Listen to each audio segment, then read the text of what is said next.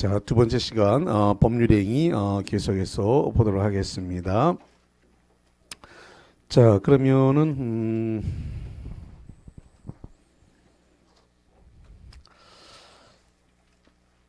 42페이지부터 한번 볼게요.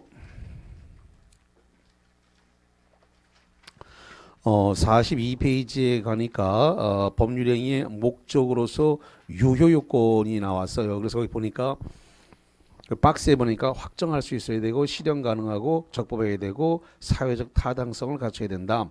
그 공정성은 104조니까 103조하고는 약간 거리가 있어요. 따로 오늘 104조는 따로 정리를 오늘 중으로 할 겁니다. 자, 그러면 여기부터 볼게요. 뭐가 나왔냐 그러면 법률행위 목적이 이게 확정할 수 있어야 된다라는 겁니다. 근데 확정한다는 것은 언제 확정하냐라고 했어요. 법률행위시입니다. 법률행위시. 그러니까 계약서를 쓸 당시에 확정해야 되는데 문제는 계약 체결할 당시에 반드시 확정돼 있어야 하느냐 이게 문제거든요. 반드시 확정돼 있어야 되는 건 아니고 차후에라도 나중에라도 확정할 수 있는 방법과 기준이 정해져 있으면 되는데 그게 언제냐면 이행기, 변제기까지 확정할 수 있는 방법과 기준이 있으면 충분하다라고 돼 있어요. 그게 언제냐면 이행기를 기점으로 하는 겁니다. 모델하우스를 보고 하는 것이죠. 그래서 거기 43페이지입니다. 42페이지 맨 밑에서 볼까요? 42페이지 맨 밑에 보니까 그런 말을 써놨는데 법률행위의 목적은 언제까지 확정되어야 되는 것이냐. 일반적으로 법률행위 당시에 확정되는 것이 보통이지만 주의할 것은 반드시 동그라미 칩니다. 반드시 계약 성립 당시에 확정돼 있을 걸 요하지 아니한다. 그래서 계약 체결 당시에 확정돼 있지 않으나 언제까지 확정된다고요? 이행기를 다른 말로 변제기라 그래요. 이행기, 변제기까지 확정할 수 있는 기준이 정해져 있으면 충분하다. 이렇게 되어 있습니다. 그래서 거기 이행기까지 확정할 수 있는 기준이나 방법이 정해져 있으면 되는데 그 일종의 모델하우스가 거기에 해당이 되는 거다. 이렇게 말씀을 드립니다. 뭐가 확정할 수 있는 방법 기준이라고요?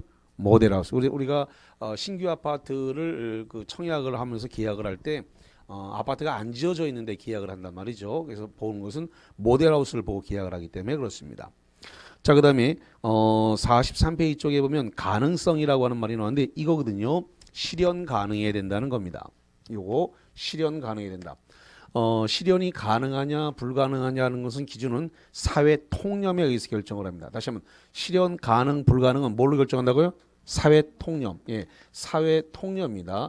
사회 통념에 의해서 실현 가능과 불가능을 구분한다. 이렇게 보시면 되는데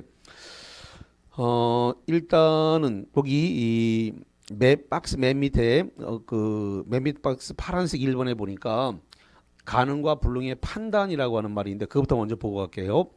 그래서 가능이냐 불능이냐 판단은 법률의 목적이 실현 불가능한 것을 불능이라고 하고 실현 불능 여부는 그 시대 형용편 뭐를 기준한다고요? 사회 통념. 사회 통념 형용편치입니다. 사회 통념에 의해서 결정된다. 법률행위 목적이 불능 여부 판단 시기는 법률행위 성립 당시 그러니까 계약서 쓰는 그 시점입니다. 법률행위 계약 성립 당시 기준이고 성립 이후의 사정은 고려한 이행기가 기준이 아니다. 이렇게 정리를 하겠습니다. 자, 그 다음에 넘겨봅니다. 44페이지입니다. 그러면 그 불능에는 종류가 두 가지가 있다. 이렇게 돼 있어요. 그래서 꼭대기 보니까 원시적 불능과 중간에 후발적 불능 이렇게 되어 있습니다. 자, 고기를 잠깐 볼게요.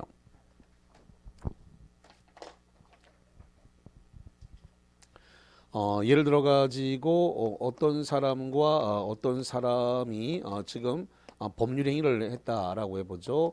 자, 법률행위니까 지금 계약을 했다는 소리인데 매매 계약을 했다라고 한번 해보겠습니다.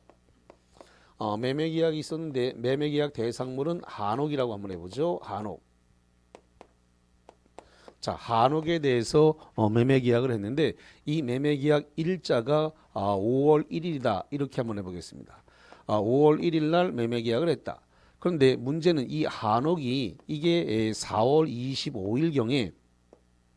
25일경에 화재가 나서 다 타버렸습니다. 다 타버린 것은 전소라 그래요. 다 타버렸다. 전소됐다. 그러면 아까도 정리를 할 때 뭐라 그랬냐면 가능과 불능을 판단하는 시점 기준은 언제를 잡는다 그랬어요? 법률 행위 시 법률 행위 시니까 법률 행위가 뭐예요? 계약이죠. 그 계약 체결 시 법률 행위 성립 시를 기점으로 하니까 5월 1일 기준입니다. 5월 1일 기준으로 했고 한옥이 존재했나요? 안 했나요? 안 했습니다. 화재가 나서 전소는 다 탔다는 소리니까 그럼 4월 25일 날 탔는데 5월 1일 날 계약을 했으면 계약서 쓰는 날 기준으로 놓고 봤을 때 존재하지 않는 물건을 계약했다는 소리입니다. 그러면 존재하지 않는 물건이니까 이행할 수 없는 상태예요. 원시적 불능이라 그래요. 뭐라 본다고요? 원시적 불능이죠.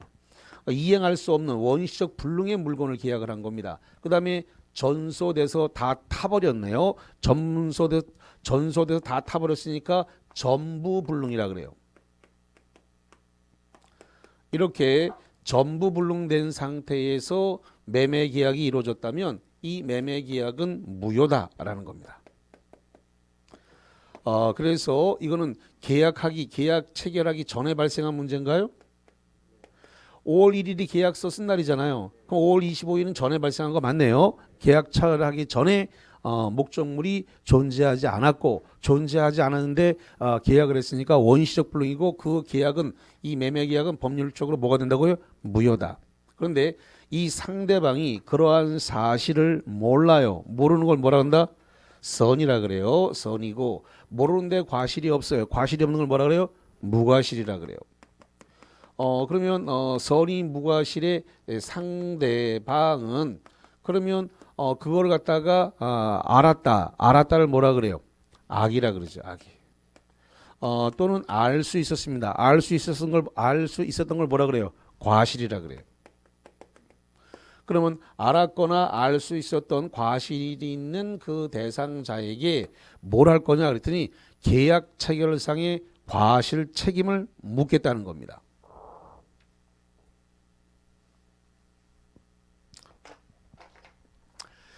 계약 체결상의 과실 책임을 묻겠다라는 겁니다. 계약 체결상의 과실 책임을 묻겠다는 말은 손해배상을 청구하겠다는 소리예요. 뭘 청구한다고요? 손해배상. 손해배상을 청구하겠다는 소리고 손해배상의 범위는 신뢰이익을 배상 청구합니다. 무슨 이익을 배상 청구한다고요? 신뢰이익. 신뢰이익에 대한 배상을 청구하겠다. 이런 소리가 되겠습니다.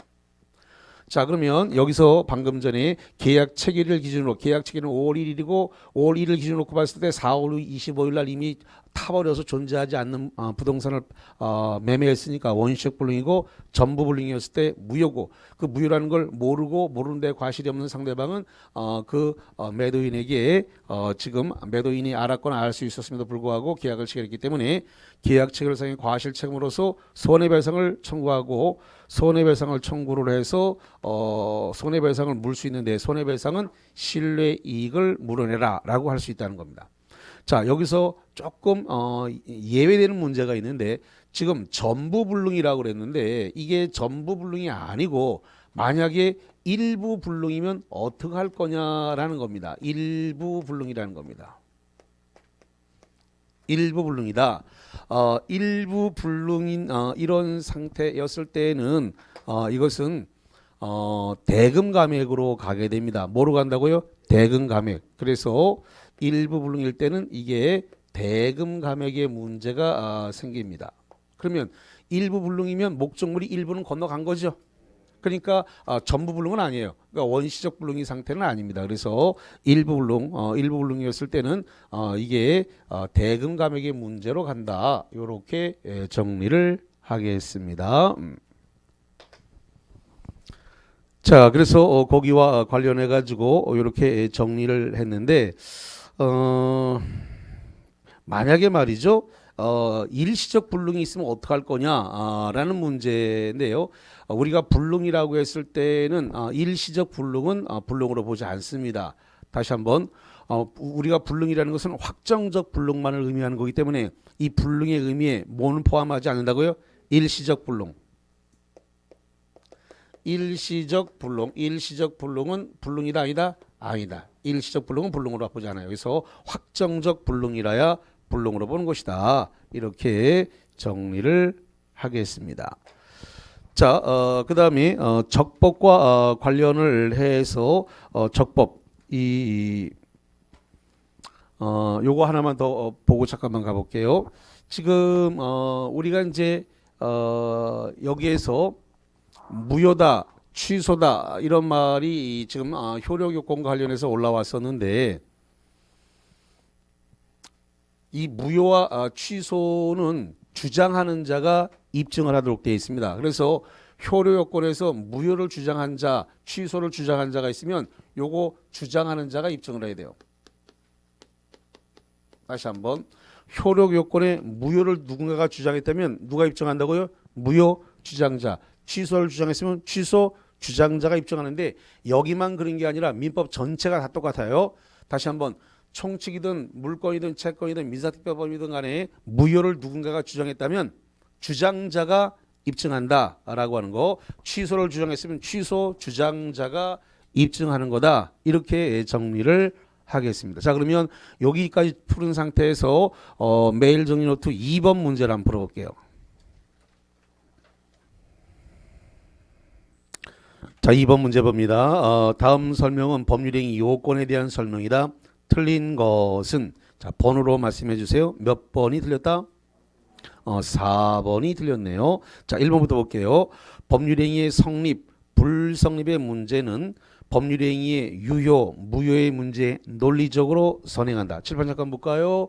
여기 법률행위의 성립, 불성립, 성립, 불성립은 여기 무효, 취소보다 뭐 한다고요? 선행한다. 왜냐? 성립을 해야 무효, 취소를 논할 수 있죠?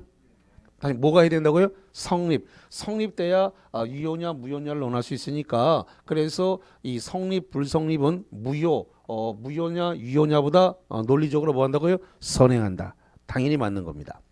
자, 그 다음에 두 번째 가봅니다. 2번으로서 일반적 효력 요건으로 의사표시에 하자가 없을 것을 요한다. 여기 봅니다. 일반적 효력 요건으로서 뭐가 의사표시에 뭐가 없앤다고요? 하자. 의사표시에 하자가 없을 것을 요한다. 그래서 맞네요. 자, 세 번째 이행을 지체하는 상대방에 대하여 하는 최고는 의사표시다. 자, 여기 보세요. 이행을 지체하는 상대방에 대하여 하는 최고는 뭐가 된다고요? 의사표시. 맞네. 의사표시. 자, 그 다음에 네 번째로서 법률행위 목적이 성립 당시에는 가능하였지만 그 이행 전에 불가능하게 된 경우에 그 법률행위는 무효가 된다. 성립 당시에는 뭐 했다고요? 가능했대요. 자, 성립 당시에는 가능했는데 자, 이렇게 봅니다. 성립 당시에는 가능했는데 그러면 예를 들어서 5월 20일경에 만약에 화재가 나가지고 전소가 됐다라고 해볼게요. 그러면 5월 20일경에 화재가 났으니까 계약 체결하고 난 이후의 문제입니다. 그럼 계약 체결할 당시에는 목적물 한혹이 존재하고 있었나요? 이런 상태를 후발적 불능이라 불러요. 뭐라 한다고요? 후발적 불능이에요. 후발적 불능.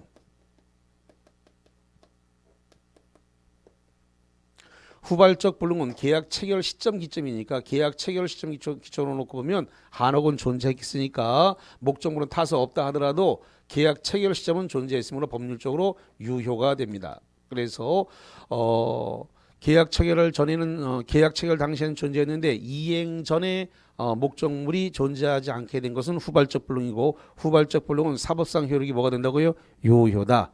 그런데 만약에 이것이 채무자에게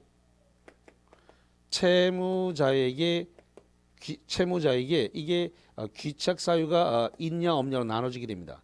만약에 귀책 사유가 있다면 뭐로 가냐면 채무 불이행으로 가게 돼요. 다시 한번 귀책 사유가 있으면 뭐로 간다고요? 채무 불이행.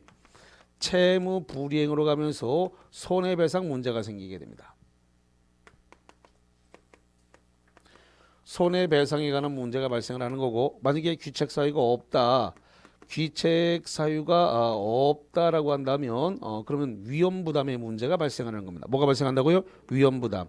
위험부담의 문제가 발생하는 거예요. 그래서 채무자에게 귀책 사유가 없다면 위험부담이 맞네. 위험부담이 뭐라 그랬어요? 네가 봐라 손해. 그래서 여기서 네가 봐라고 해서 네가 누군데요? 채무자. 채무자는 매도인을 의미합니다. 다시 한번 채무자가 누구라고요? 매도인. 매도인 당신이 손해봐라. 그래서 채무자에게 규책 사유 잘못이 없다면 위험부담 문제, 채무자에게 규책 사유가 있다면 채무 불이행에 따른 손해배상 책임이 발생한다라는 겁니다. 자, 그럼 거기서 4번 법률행위 목적 성립 당시에는 가능했다. 성립 당시에 가능했으면 가능이죠. 우리가 판단하는 시점은 법률행위 시 계약 체결 시점이잖아요. 그러면 성립 당시에 가능했으면 가능이에요. 그러니까 가능과 불가능을 판단하는 것은 법률행위 시, 법률행위 성립 시 계약 체결 시를 기초로 하는 거니까. 그래서 가능하였지만 이행 전에 불가능하게 됐다. 이걸 뭐라 한다고요? 후발적 불능이고, 후발적 불능은 무효가 아니라 뭐라고요? 유효. 그래서 4번이 틀린 내용이 되어 있고, 5번에 법률행위의 효력 요건에 대한 입증 책임은 그 법률행위의 무효를 주장하는 자에게 있다. 아까도 얘기했습니다만 무효나 취소를 주장하면 주장자가 입증하라 그랬죠? 여기만 그린 게 아니라 물권법, 채권법, 민사특별 다 똑같아요. 무효를 누군가가 주장하면 주장자가 입증하도록 되어 있다라고 하는 겁니다. 누가 입증하라고요? 주장자. 주장자가 입증하라. 이렇게 정리를 하겠습니다. 자, 그 다음에 이제 45페이지 쪽으로 한번 가보죠. 45페이지 쪽에 가보니까 꼭대기에 뭐가 있냐면 적법에 관련 얘기, 칠판 잠깐만 보세요. 그럼 이번에는 이제 어디냐면 요겁니다. 이 적법입니다. 적법. 요거. 이 적법에서 뭐가 나오냐면 두 개가 나오는데, 강행법규와 임의법규가 나오게 돼. 두 개. 다시 한번 적법에서 뭐가 나온다고요? 강행법규, 임의법규, 요게 등장을 하게 됩니다. 자, 그럼 여기를 좀 지우고 좀 하겠습니다.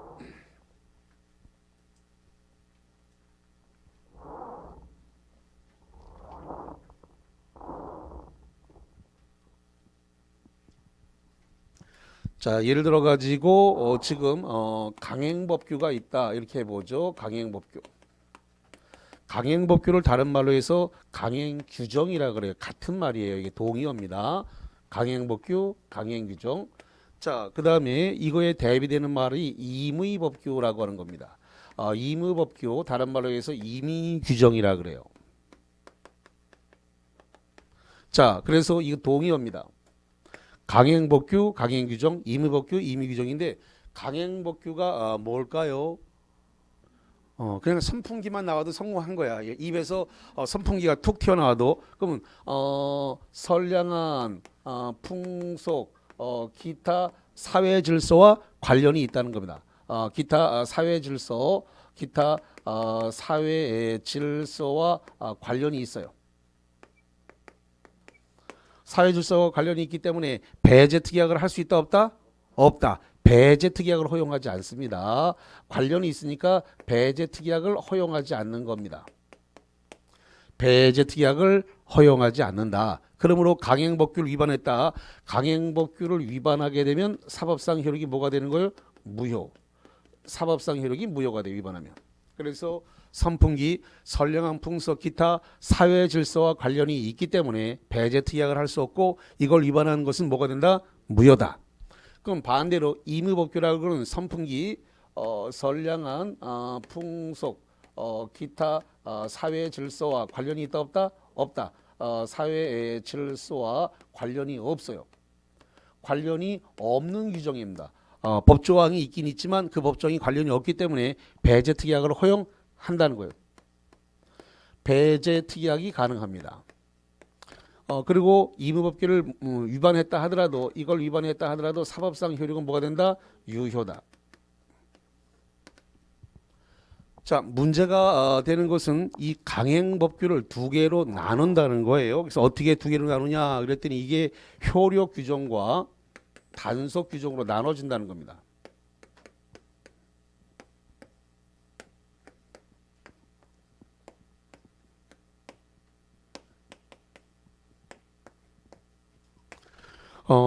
그래서 이 효력 규정을 위반한 것은 무효다 이렇게 되어 있습니다. 그 다음에 단속 규정을 위반했다. 단속 규정을 위반한 것은 유효다 이겁니다. 그래서 우리가 강행법규를 위반했을 때 무효다. 여기 강행법규, 강행규정을 위반하면 무효다라고 했을 때 그 무효는 효력 규정 무효를 얘기합니다. 다시 말합니다. 강행법규를 위반해서 무효다라고 해서 그 무효는 어떤 걸 얘기한다고요? 효력 규정을 위반하는 것을 말하는 겁니다. 왜냐하면 단속 규정을 위반하더라도 무효가 아니라 뭐로 돼 있기 때문에 강행 규정 중에서 단속 규정을 위반하더라도 뭐가 된다고요? 유효이기 때문에 그래요. 그래서 강행법규 규정 무효는 일반적으로 어떤 무효를 말한다고요? 효력 규정 위반을 의미하는 거다. 이렇게 정리를 해드리겠습니다. 자, 그러면 우리 시험에 대표적으로 올라오는 대표적으로 올라오는 효력 규정이 뭐냐면 이 공인중개사법의 중개수수료에 관한 규정이 있죠? 중개수수료에 관한 규정이 있습니다. 그 중개수수료를 갖다가 중개수수료를 초과했다는 것만 초과해서 이걸 갖다가 받았습니다. 그러면 중개수수료를 초과했으면 중개수수료 전부가 무효가 되는 건 아니고 어떤 부분만 무효가 된다? 초과 부분만 무효가 됩니다. 초과 부분만. 이 초과분에 한해서만 무효다 이런 겁니다. 토지나 상가의 최대 중개수수료 요율은 얼마로 되어 있습니까? 0.9로 되어 있어요. 최대 요율이 얼마라고요? 0.9 범위 내에서 협의해서 정한다라고 되어 있어요. 그러니까 능력이 좋은 사람은 0.9를 다 받을 거고 능력이 좀 없는 사람은 0.6이 될 수도 있고 0.5가 될 수도 있고 0.4가 될 수도 있습니다. 어쨌든 상가나 토지의 중개수수료 요율상 최대 요율은 얼마로 되어 있다고요? 0.9입니다. 그 어떤 사람은 0.5도 받고 0.4도 받고 0.6도 받는데 어떤 사람은 3%를 받더라. 3%. 그러면 2.1%가 초과됐죠? 법정 수수료 2.1을 초과했잖아요. 그 초과된 부분이 뭐가 됐다고요? 그게 무효라니까. 저기 써놨죠. 여기 효력 규정 위반으로 뭐가 된다고요? 무효. 그 우리 시험 문제 굉장히 잘 나와요. 이게. 그래서 중개수수료 공인중개사법상의 중개수수료 초과 부분이 그래서 강행규정 중에서 배제특약이 안 된다 그랬습니다. 강행규정이니까 강행규정 위반으로서 강행규정 중 효력규정 위반으로서 뭐가 된다고요? 무효다. 전부 무효가 아니라 무슨 무효? 초과분만. 초과분에 한해서만 무효다 이거죠.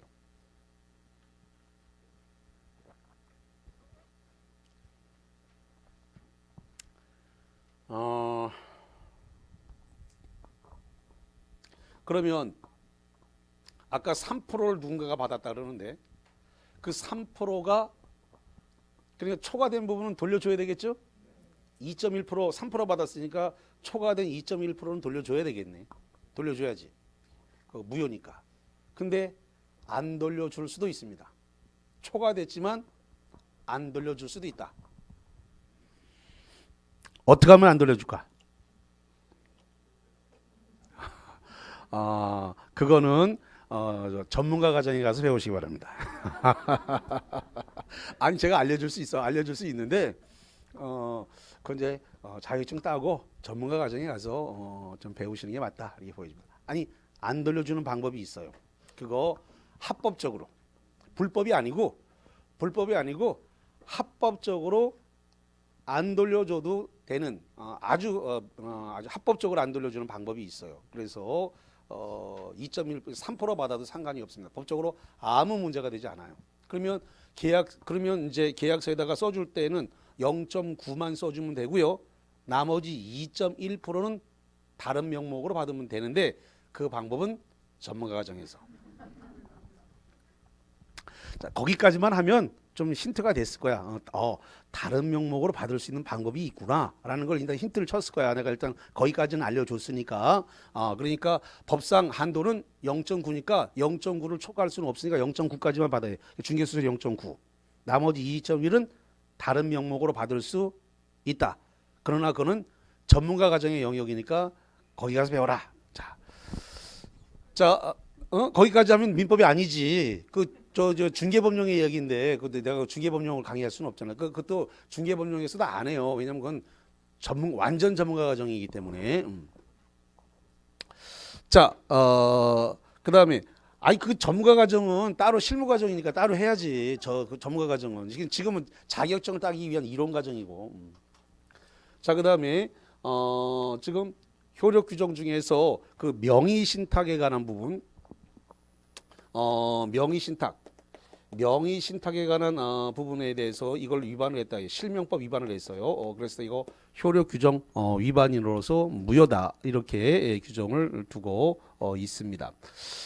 여러 개가 있는데 뭐 이렇게 보고요. 그 다음에 이 단속 규정 위반 중에서 우리 시험에 대표적으로 나오는 게 이 중간 생략 등기입니다. 중간 생략 등기, 여기서 미등기 전매가 되겠는데 이 중간 생략 등기를 위반하더라도 사법상 효력은 뭐가 된다고요?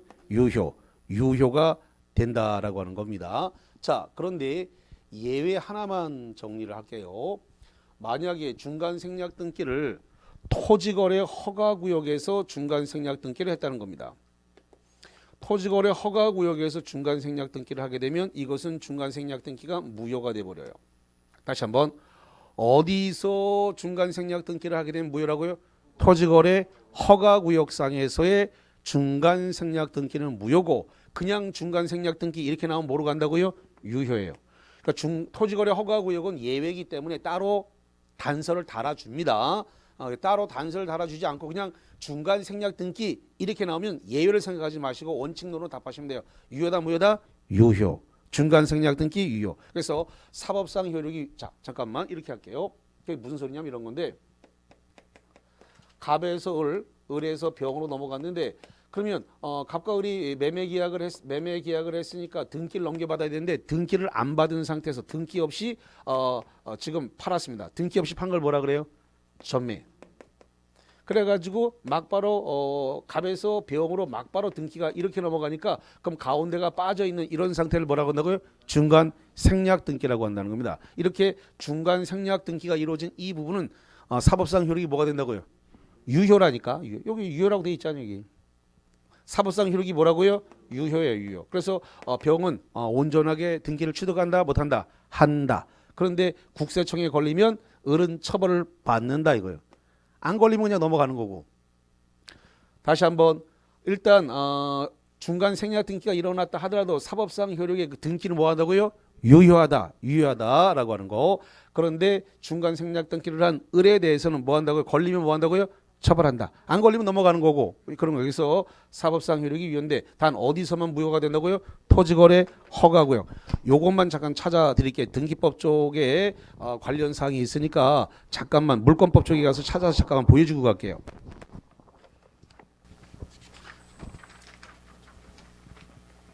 자, 어디냐면 246페이지입니다. 자, 일단은 그 앞에까지 볼게요. 일단 245페이지부터 다시 한번 가볼게요. 245페이지의 제목이 03 중간 생략 등기와 가등기 중간, 그래서 거기 심화학습의 중간 생략 등기란 말이 보이셨죠? 예. 그래서 그 2번 동그라미에 유효성이란 말이 있습니다. 중간 생략 등기는 조세 부담의 면탈이라는 편리성으로 인해 이용되지만 부동산 특별조치법상 효력 규정이 아니라 무슨 규정이다? 단속 규정이다. 잠깐만 저 칠판을 보세요. 칠판에 무슨 규정이라 써놨나요? 단속 규정. 중간 생략 등기는 무슨 규정이다? 단속 규정이다. 자, 단속 규정이다. 이를 금지하고 있다. 판례는 부동산 특별조치법은 미등기 전매를 형사처벌하도록 하고 있으나 그것이 당사자 간 중간 생략 등기 합의에 관한 사법상 효력까지 무효로 한다는 취지는 아니다. 무효로 하는 것은 아니니까 뭐가 되는 거예요? 유효. 그래서 그거까지 받고 넘겨보겠습니다. 넘겨서 246페이지 중간에 5번입니다. 거기 파란색 박스 안에 중간에 5번에 토지거래 허가구역 내에서 중간 생략 등기는 제목이 뭐라고 돼 있어요? 무효이다. 그래서 구분을 하시면 돼요. 그래서 중간 생략 등기에 대한 것은 일단 중간 생략 등기라고 나오면 일단 단속 규정 위반으로서 뭐가 된다고요? 유효. 그러나 토지거래 허가구역에서 중간 생략 등기를 했다라고 단서가 나오면 뭐가 된다고요? 무효. 그걸 구분하셔야 돼요. 이렇게 일단 아무 말 없이 중간 생략 등기라고만 주면 유효다. 이렇게 정리를 하겠습니다. 자, 이왕 책을 본 김에 45페이지를 한번 가보세요. 그 45페이지에 그 중간에 보니까 강행법규 분류 중에서 효력 규정인데 거기 1번에 보니까 실명법상의 명의신탁 금지 나와 있죠? 저 칠판에 제가 써놔요. 명의신탁 위반이란 말 저거 칠판에 써놔드렸고요. 그 다음에 거기 4번에 보니까 공인중개사법상의 초과 중개 수수료 금지 규정이란 말이 나와 있죠? 예. 그다음에 농지에 대한 임대차 계약 이런 것들 강행 규정 위반이다 이렇게 되어 있습니다. 그다음에 이번에 공익법인이 기본재산 처분에 관한 주무관청의 허가를 요하는 규정 이런 것들이 효력 규정 위반이다 이렇게 되어 있습니다. 좋습니다. 거기까지 관련 사항을 그렇게 정리를 했고요.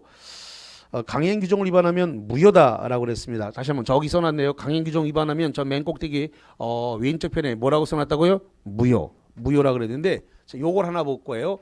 만약에 강행법규를 위반해서 무효가 됐는데 무효인 자가 스스로 나 무효다라는 걸 무효라는 것을 주장하는 것은 허용된다, 허용되지 않는다.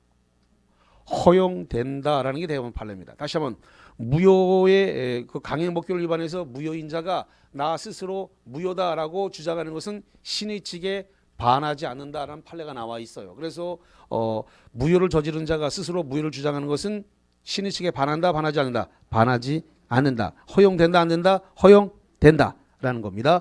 자, 그러면 46페이지에 중간에 심화학습의 강행규정과 관련해 가지고 거기 3번입니다. 3번에 보니까 뭐라고 되어 있냐면 강행법규에 위반한 자가 스스로 약정에 무효를 주장할 수 있는가 거기다가 별표를 치세요. 3번에다가.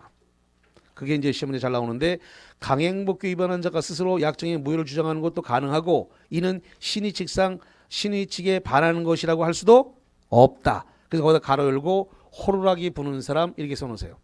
호루라기 부는 사람 이렇게 써놓은 호루라기. 그래서 그 강행법규를 위반한 자가 스스로 강행법규 위반했다라고 고백을 하는 것은 신의 측에 반한다, 반하지 않는다, 반하지 않는다, 허용된다, 허용되지 않는다, 허용된다 이렇게 정리를 하겠습니다. 자, 그 정도 보신 상태에서 프린트물과 관련을 해가지고 일단은 3번 문제를 일단 풀어보겠습니다.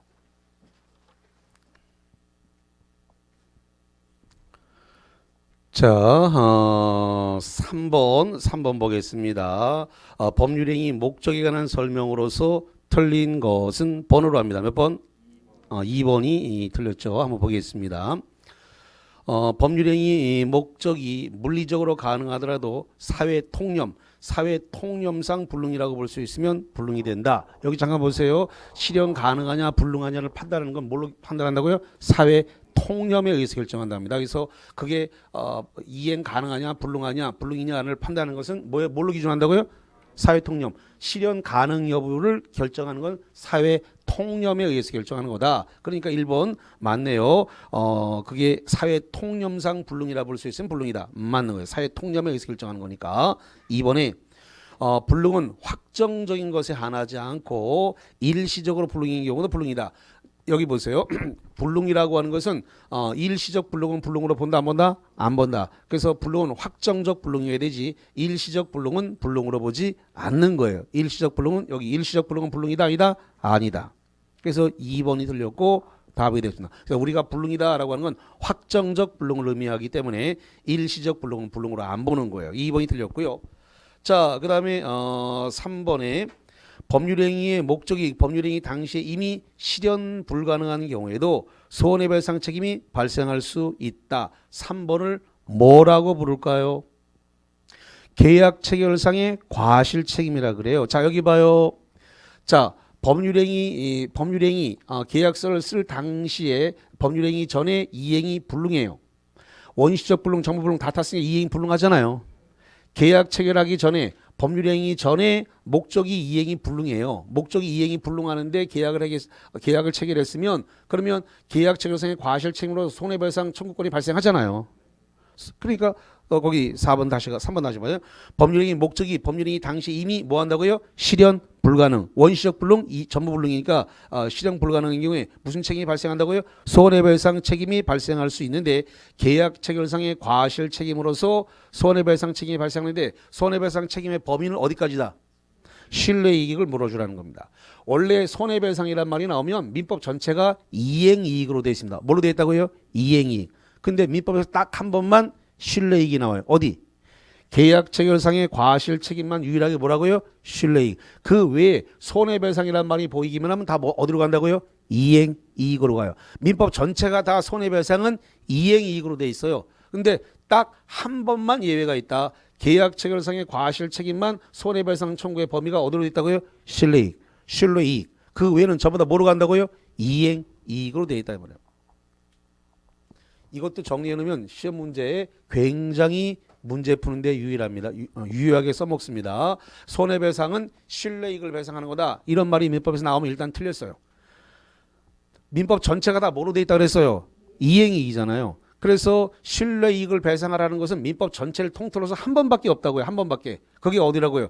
계약 체결상의 과실 책임만 유일하게 신뢰이익 배상이고 그 외에 민법 총칙이든 물권이든 채권이든 민사소송이 다 손해배상하란 말이 나오면 뭘 물어주는 거라고요? 이행이익을 물어주는 거예요. 이행이익을. 민법 전체가 다 이행이익으로 되어 있다 이렇게 보시면 돼요.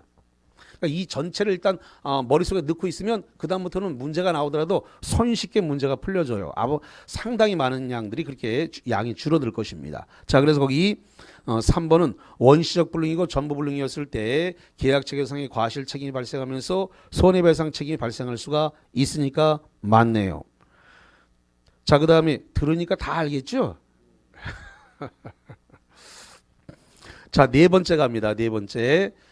네 번째, 법률행위 목적이 임의법규에 위반되더라도 법률행위는 유효다. 여기 임의법규에 위반하더라도 그 효력은 어떻게 된다고요? 유효다. 임의법규를 위반하더라도 효력은 유효가 되는 거 맞네요. 자, 그 다음에 다섯 번째, 후발적 불능이 있으면 법률행위 자체는 무효가 되지 않으나 채무 불이행이나 위험 부담이 문제될 수 있다. 여기 봐요. 후발적 불능이 되면은 채무자에게 귀책 사유가 있으면 뭐로 간다고요? 채무 불이행.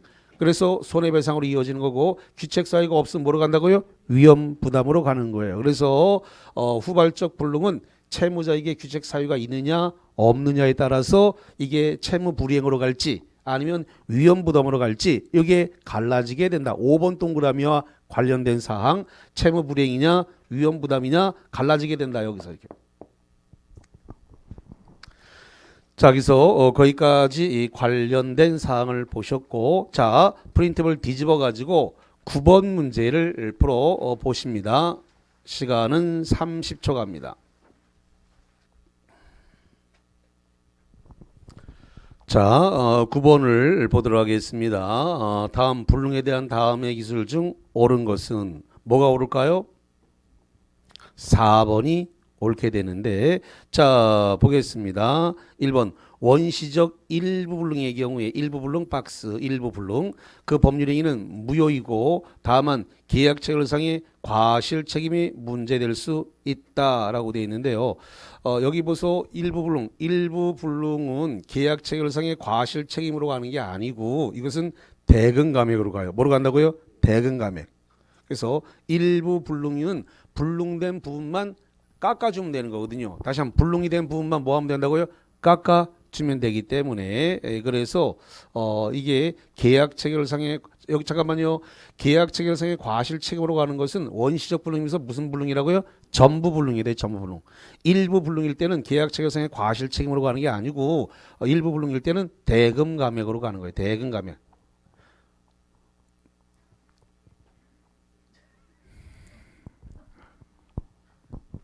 자, 두 번째 보겠습니다. 두 번째, 채무자의 귀책 사유 있는 박스, 귀책 사유가 있는 후발적 불능의 경우에 위험 부담의 문제로서 우리 민법은 원칙상 채무자 위험 부담주의를 취하고 있다. 그러면 채무자 위험 부담주의는 후발적 불능 중에서 귀책 사유가 없는 경우지. 귀책 사유가 있는 게 아니고 여기 봐 여기 귀책 사유가 없어야 뭐로 간다고요? 위험 부담이고 귀책 사유가 있으면 위험 부담이 아니라 채무 불이행으로 손해배상으로 이어지지. 귀책 사유가 있으면 채무 불이행이고 귀책 사유가 없어야 귀책 사유가 없다면 채무자도 잘못을 안 했고 상대방도 안 했고 3자가 방화를 하거나 또는 벼락을 맞이 불이 났거나 이런 거예요. 그래서 채무자에게 귀책 사유가 없어야 위험 부담이 되는 거예요. 근데 지금 거기 2번은 채무자의 귀책 사유가 있다고 돼 있죠? 있는. 그러면 채무 불이행이 되니까 말이 다 엉클어지니까 채무 귀책 사유가 있는을 뭐로 바꿔야 돼요? 없는. 없는으로 바꾸면 전체가 다 맞게 되는 거예요. 없는 후발적 부인은 위험부담 문제라서 우리 민법 원칙상 누가 위험부담이라고요? 채무자. 채무자가 누구라고요? 매도인. 손해봐라 네가 매도인 뭐고 하는 소리죠. 그래서 있는 때문에 틀렸어요.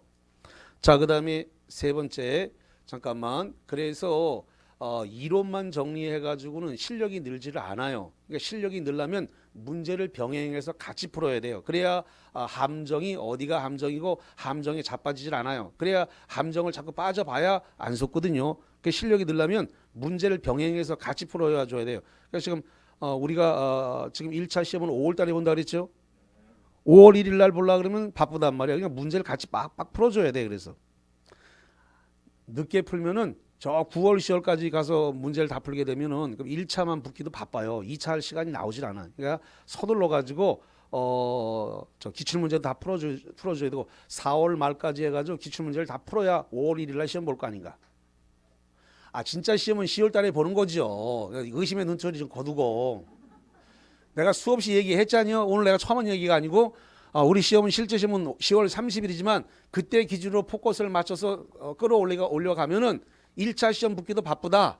동차는 당연히 어렵고 그러니까 동차가 되려고 그러면 5월 달에 시험 본다. 5월 1일 날 시험 본다라고 해서 4월 말에 바짝 1차를 끌어올려야만이 그게 동차가 가능해진다. 1차가 점수를 다 벌어놔야 2차 할 시간이 나온단 말이에요. 5월 달부터 2차를 좀 투입을 하더라도 시간적 여유가 생겨요. 근데 이게 문제를 같이 안 풀어주게 되면 시간이 안 나와. 뒤에 가서 계속 천천히 하기 때문에 그러면 9월 10월까지 가야 점수가 나온다 그러면 2차는 당연히 안 되게 돼 있어요.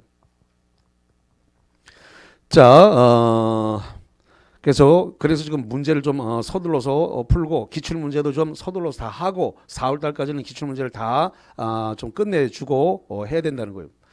자, 봅시다. 그래서 2번까지 3번 갑니다. 매매계약을 체결한 후 동그라미 후란 말이 중요한 포인트죠. 후. 채무자의 고의 또는 과실에 의한 이행불능이 있다. 채무자의 고의 과실이니까 채무자의 규책 사유가 있다라는 겁니다.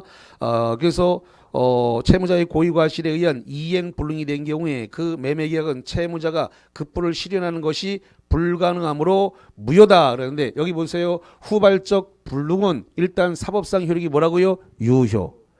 그러니까 이행을 할 수 없어요. 이행을 할 수는 없지만 계약 체결시를 기점으로 판단하는 거라 그랬죠. 이게 흔들려 버리면 문제를 다 망쳐버린단 말이에요. 판단 시점이 언제라고요? 계약 체결 시에요. 그럼 5월 1일 날 기준으로 판단하는 거란 말이에요. 그러면 화재가 나서 이행할 수 없는 건 이행 불능이 된 건 5월 20일이죠. 5월 20일 기준 판단하는 게 아니라 언제를 기준으로 판단한다고요? 5월 1일 계약서 쓴 법률의 행위시를 기점으로 성립시를 기준으로 판단하는 거란 말이에요. 성립시 기준으로 한옥은 존재했으니까 후발적 불능이라도 사법상 효력이 뭐가 된다고요? 유효. 유효인데 자꾸 이행 불능이 됐다는 것만 생각하니까 무효라고 느끼게 된단 말이죠. 판단 시점을 잘 잡아야 돼. 이게 흔들려 버리면 전체가 다 망가져요. 판단 시점은 법률행위 시 계약 체결 시다. 5월 1일이다. 그럼 5월 20일 날 이행 불능이 됐지만 계약서 쓴 날 기점이니까 무효가 아니라 뭐가 된다고요? 유효. 4번 갑니다. 타인 소유의 건물에 대한 매매는 채권행위다. 잠깐만, 매매는 무슨 계약? 매매는 채권행위, 의무부담행위라고 하죠. 자, 매매는 채권행위. 잠깐만, 채권이 지금 우리 시험범위 안에 들어와 있는 건 3개예요. 고민하지 마. 어떻게? 매매, 교환, 임대차예요. 다시 한번 채권행위 중에서 지금 계약법에 따라 시험범위 안에 들어온 건 3개. 어떻게 3개라고요? 매매, 교환, 임대차. 매매, 교환, 임대차를 계약법 채권이라 그래요. 자, 그래서 거기 지금 매매는 무슨 행위라고요? 채권행위 맞아요. 고민하지 말고 매매, 교환, 임대차가 입에 딱 붙어야 돼. 매매, 교환, 임대차 채권행위 계약법이다. 매매는 채권행위로서 이행의 문제가 존재하므로 잠깐만 아까 칠판에 써드렸습니다. 채권행위는 의무부담행위라고 그랬죠? 채권행위 의무부담행위는 무슨 문제를 남긴다? 이행의 문제를 남긴다. 아까 다 칠판에 써드렸었어요. 채권행위는 이행 문제가 존재하므로 유효이지만 그러나 처분권 없는 자의 처분행위는 아까 뭐라 그랬어요? 무효. 처분권 없는 자가 처분행위 하면 안 된다 그랬습니다. 칠판에 아까 판서 다 했습니다. 처분권 없는 자가 한 처분행위는 무효다. 자, 그래서 거기 이를 정리해서 그래서 4번이 답이 되어진 것입니다. 자, 그다음 5번. 우리 민법은 법률행위의 일부 불능의 경우에 원칙적으로 일부 무효로 취급한다. 틀렸네요. 자, 보겠습니다. 자, 지금 일부 불능이란 말이 나왔습니다. 일부 불능일 때 이거를 어떻게 할 거냐라는 부분인데 일부 불능이면 이것을 전부 불능으로 합니다. 다시 한번 일부 불능이 뭐 한다고요? 전부 불능이에요. 자, 이렇게 할게요. 자, 일부 불능이면 결론적으로 일부가 무효가 된 것이고 다시 한번 일부 불능은 일부 무효이고 일부 무효일 때는 전부를 무효로 한다. 이렇게 되어 있습니다. 일부가 불능이면 일부 무효고 일부 무효일 때는 뭐 한다고요? 전부를 무효로 한다. 어디에 근거를 할까요? 민법 137조의 근거가 있습니다. 민법 137조가 이렇게 규정하고 있습니다. 그래서 일부 불능이면 일부 무효고 일부 무효일 때는 그 법률행위 전부를 뭐 한다고요? 무효로 한다. 법률행위 전부를 무효로 한다. 이렇게 되어 있습니다. 자, 그러면 여기와 관련해서 137조의 조문을 잠깐 확인시켜 드릴게요.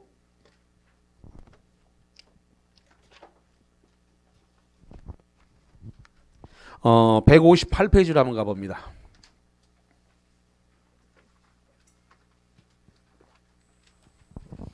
(158페이지) 맨 밑에 137조 조문이 있네요. 137조 조문을 보니까 법률행위 일부 무효다. 법률행위의 일부분이 무효인 경우는 그 전부를 뭐로 한다고요? 무효로 한다. 그거예요. 그래서 일부 불능은 일부 무효고 일부 무효일 때는 뭐가 된다고요? 전부를 무효로 한다. 그럼 5번 동그라미 다시 한번 봐요. 프린트물 5번입니다. 우리 민법은 법률행위 일부 불능인 경우 원칙적으로 일부를 무효로 취급한다는 게 아니라 일때는 일부 불능이면 일부 무효로 하고 일부 무효일 때는 뭐 한다고요? 전부를 무효로 한다. 전부를 무효로 취급한다. 이렇게 해야 되는 겁니다. 일부 불능이면 일부 무효고 일부 무효일 때 뭐 한다고요? 전부를 무효로 취급한다. 여기 전부를 무효로 취급한다. 137조 조문에 따라서 그래서 5번 질문 틀린 것입니다. 일부 무효가 되는 게 아니라 전부를 무효로 한다. 자, 여기까지 하고 쉬었다가 와서 103조 여기 반사회적 법률행위부터 보겠습니다. 자, 요것만 남겨놓고 요쪽 것만 남겨놓고 다 지워도 되겠습니다. 여기만 남겨놓고 저쪽은 다 지워도 됩니다.